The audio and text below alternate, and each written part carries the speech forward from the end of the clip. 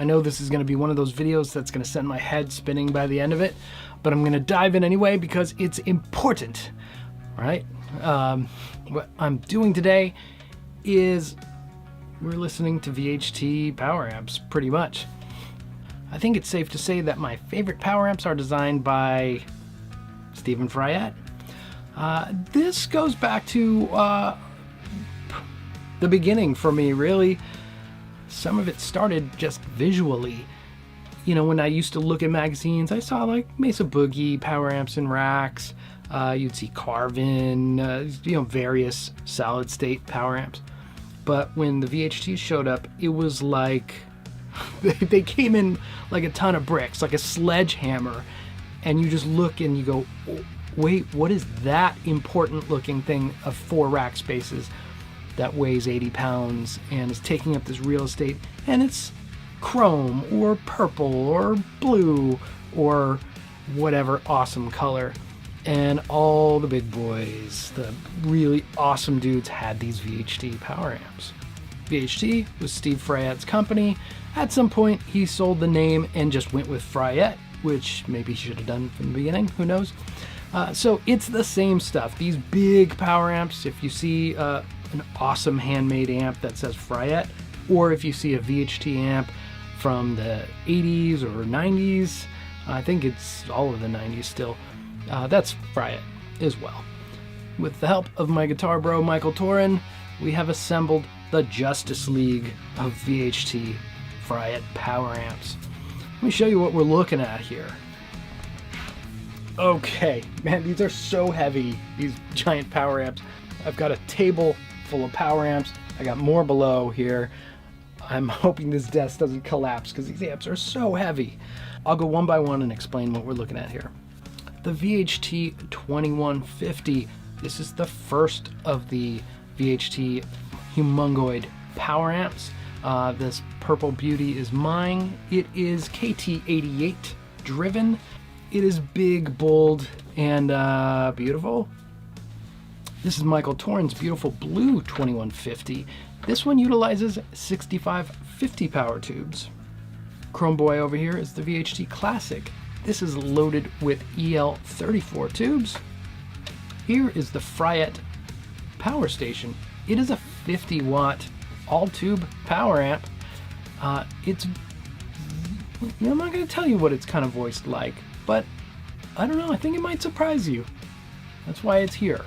And as sort of a control unit here, I have the HH V800 power amp. It's a classic solid state power amp used by guys like Eddie Van Halen and Michael Landau, you know. It's a good one. Sounds good too, but it's definitely more flat. But this is sort of like the palette cleanser perhaps, so you could get a feel for maybe what color the VHT and Fryettes are lending to the sound. I'll play through each of these. I'm trying not to bias to one or the other of them, so I'm just setting up the sound and running with it, and I'm switching over, and if it's quiet, it's quiet, and if it's loud, it's loud. Hey, this is Michael from the future. Well, it didn't go exactly as I planned, because as it turns out, with some of the preamps, the output level from the preamp into the power amp, you know, you're dealing with headroom and things like that, was much more of a factor in this. So as it turns out, the Soldano seemed to have less impact than the Marshall did. So on the Soldano channel 2, I didn't level match at all. You'll be able to hear all of the differences there. With the JMP1, I did level match because it was such a drastic difference. It would have been a lot of tricking you with just the levels. So yeah, there you go. So let's dive in to some heavy power amp rack tones.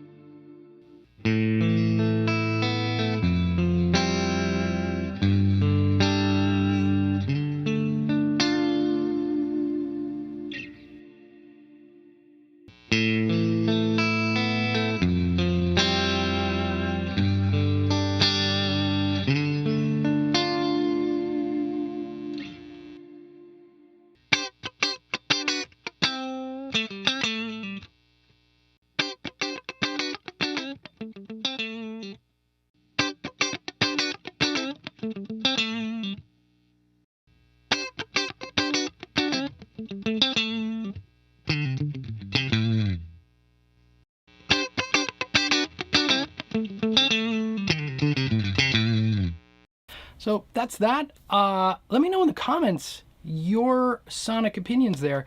I'd especially like to know your thoughts on how the Power Station held up against its big brothers and sisters there. Yeah, I'm going to hold my opinions because I don't want to influence what you guys say there. And please check out the links below. I've got shirts, cups, IRs, Kemper packs, all kinds of stuff that would really help me out, help keep the channel going. Appreciate you guys watching. Thank you.